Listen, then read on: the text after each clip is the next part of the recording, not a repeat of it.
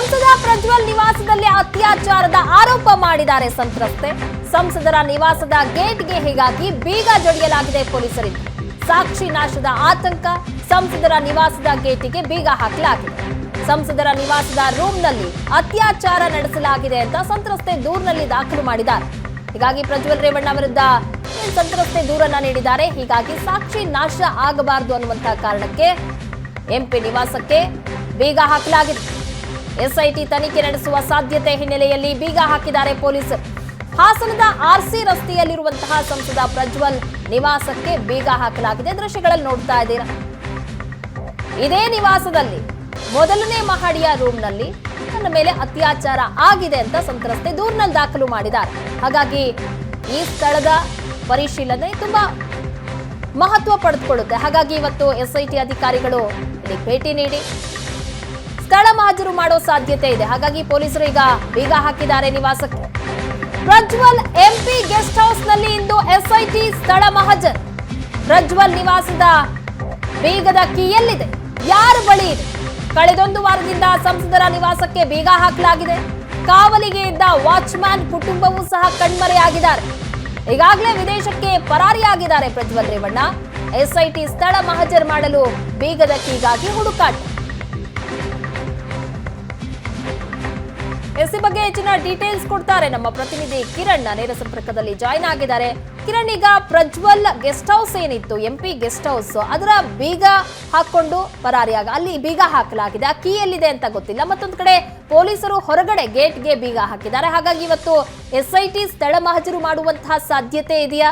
ಎಷ್ಟೊತ್ತಿಗೆ ಸ್ಥಳ ಮಹಜರು ಆಗುವ ಸಾಧ್ಯತೆ ಇದೆ? ಅದರಲ್ಲೂ ಪ್ರಮುಖವಾಗಿ ಕೀ ಕಾಣಿಸ್ತಾ ಇಲ್ಲ. ಕೀಗಾಗಿ ಏನ್ ಮಾಡ್ತಾರೆ ಈಗ?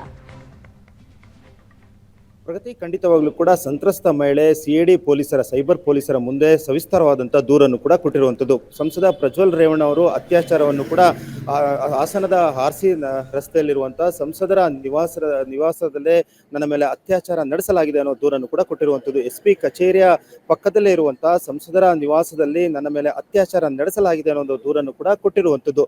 ದೂರಿನ ಅನ್ವಯ SIT ಪೊಲೀಸರು ಇವತ್ತು ಹಾಸನಕ್ಕೆ ಸಂತ್ರಸ್ತ ಮಹಿಳೆಯೊಂದಿಗೆ ಸ್ಥಳ ಮಹಜರು ನಡೆಸುವಂಥ ಸಾಧ್ಯತೆ ಕೂಡ ಇರುವಂತದ್ದು. ಸಂಸದರ ನಿವಾಸದಲ್ಲಿ SIT ಅಧಿಕಾರಿಗಳು ಸಂತ್ರಸ್ತ ಮಹಿಳೆಯ ಸಮ್ಮುಖದಲ್ಲಿ ಇದನ್ನ ಅಂದ್ರೆ ನಿವಾಸವನ್ನು ಕೂಡ ಅವರು ಪರಿಶೀಲನೆ ನಡೆಸುವಂತದ್ದು ಮತ್ತೆ ಸ್ಥಳ ಮಹಜರು ಕೂಡ ನಡೆಸುವಂತ ಸಾಧ್ಯತೆಗಳು ಕೂಡ ಇರುವಂತದ್ದು.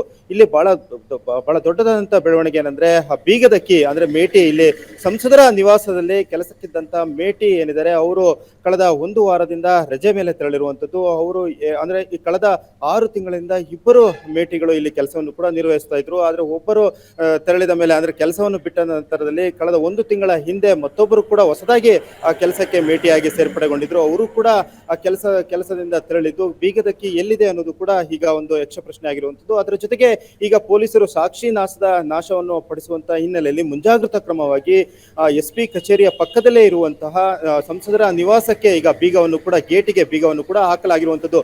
ಏಪ್ರಿಲ್ 26ರವರೆಗೂ ಕೂಡ ಪ್ರಜ್ವಲ್ ರೇವಣ್ಣ ಏನಿದ್ದಾರೆ ಸಂಸದರ ಗೆಸ್ಟ್ ಹೌಸ್ ಏನಿದೆ ಅದರಲ್ಲೇ ಮೈತ್ರಿ ಪಕ್ಷದ ಚಟುವಟಿಕೆಗಳನ್ನು ಹಾಗೆಯೇ ಕಾರ್ಯಕರ್ತರನ್ನು ಕೂಡ ಭೇಟಿ ಆಗ್ತಾ ಇದ್ರು. ಸಂಜೆ 26ರ ಅಂದ್ರೆ ಏಪ್ರಿಲ್ 26ರ ಸಂಜೆವರೆಗೂ ಕೂಡ ಇದೇ ಗೆಸ್ಟ್ ಹೌಸ್ ನಲ್ಲಿ ಇದ್ರು ಅನ್ನೋ ಮಾಹಿತಿ ಕೂಡ ತಿಳಿದು ಬಂದಿರುವಂತದ್ದು. ಅಲ್ಲದೆ 26ರ ನಂತರ ಇಲ್ಲಿಂದ ಜರ್ಮನಿಗೆ ತೆರಳಿದ್ದಾರೆ ಅನ್ನೋ ಮಾಹಿತಿ ಕೂಡ ತಿಳಿದು ಬಂದಿರುವಂತದ್ದು.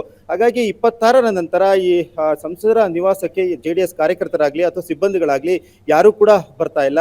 ಆದ್ರೆ ಪೊಲೀಸರು ಮಾತ್ರ ಅಂದ್ರೆ ಬೀಟಿನ ಆಧಾರದ ಮೇಲೆ ಇಲ್ಲಿ ಕೆಲಸವನ್ನು ಕೂಡ ನಿರ್ವಹಿಸ್ತಾ ಇರುವಂತದ್ದು. ಪ್ರಗತಿ, ಎಸ್ ಕಿರಣ್, ಸದ್ಯಕ್ಕೆ ಆಗ್ತಾ ಇರುವಂತ ಅಲ್ಲಿನ ಬೆಳವಣಿಗೆ ನೋಡ್ತಾ ಇದ್ರೆ ಪೊಲೀಸರು ಗೇಟ್ಗೆ ಬೀಗ ಹಾಕಿದ್ದಾರೆ, ಜೊತೆಗೆ ಪೊಲೀಸರು ಸಹ ಅಲ್ಲಿರುವಂತದ್ದನ್ನ ನೋಡ್ತಾ ಇದ್ರೆ ಸದ್ಯದಲ್ಲೇ ಹಾಗಾದ್ರೆ SIT ಟೀಮ್ ಅಲ್ಲಿಗೆ ಬಂದು ಸ್ಥಳ ಮಹಜರನ್ನ ಮಾಡುವಂತಹ ಸಾಧ್ಯತೆ ಇದೆ ಅಂತ ಕಾಣಿಸುತ್ತೆ. ಅದರಲ್ಲೂ ಹೆಚ್ಚು ಕಾಲ ಪ್ರಜ್ವಲ್ ರೇವಣ್ಣ ಅದೇ ಹೌಸ್ ನಲ್ಲಿ ಇರ್ತಾ ಇದ್ರು. ಹಾಗಾಗಿ ತುಂಬಾ ಮಹತ್ವ ಪಡೆದುಕೊಳ್ಳುತ್ತೆ ಅನ್ಸುತ್ತೆ ಇವತ್ತಿನ ಪರಿಶೀಲನೆ. ಖಂಡಿತವಾಗ್ಲೂ ಪ್ರಗತಿ, ಯಾಕೆಂದ್ರೆ SIT ಅಧಿಕಾರಿಗಳು ಈಗಾಗಲೇ ಸಂತ್ರಸ್ತ ಮಹಿಳೆಯೊಂದಿಗೆ ಸ್ಥಳ ಮಹಜರು ಪಡಿಸುವಂತಹ ಸಾಧ್ಯತೆಗಳು ದಟ್ಟವಾಗಿರುವಂತದ್ದು. ಯಾಕೆಂದ್ರೆ ಸಂತ್ರಸ್ತ ಮಹಿಳೆ ದೂರಿನಲ್ಲಿ ಕೊಟ್ಟಿರುವಂತಹ ಅಂಶಗಳನ್ನು ಕೂಡ ಇಲ್ಲಿ ಕಾಣಬಹುದಾಗಿರುವಂತದ್ದು.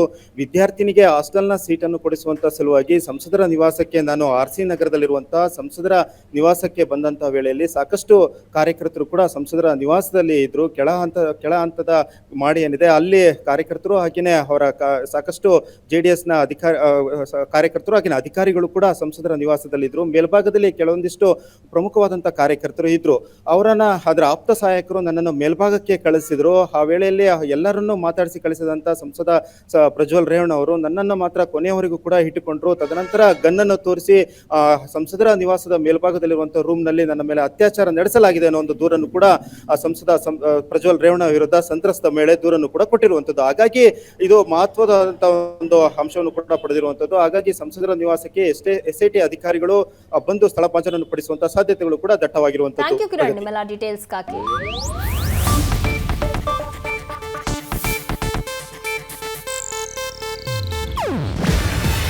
ಇದು ಏಷ್ಯಾನೆಟ್ ನ್ಯೂಸ್ ನೆಟ್ವರ್ಕ್ ಪ್ರಸ್ತುತಿ.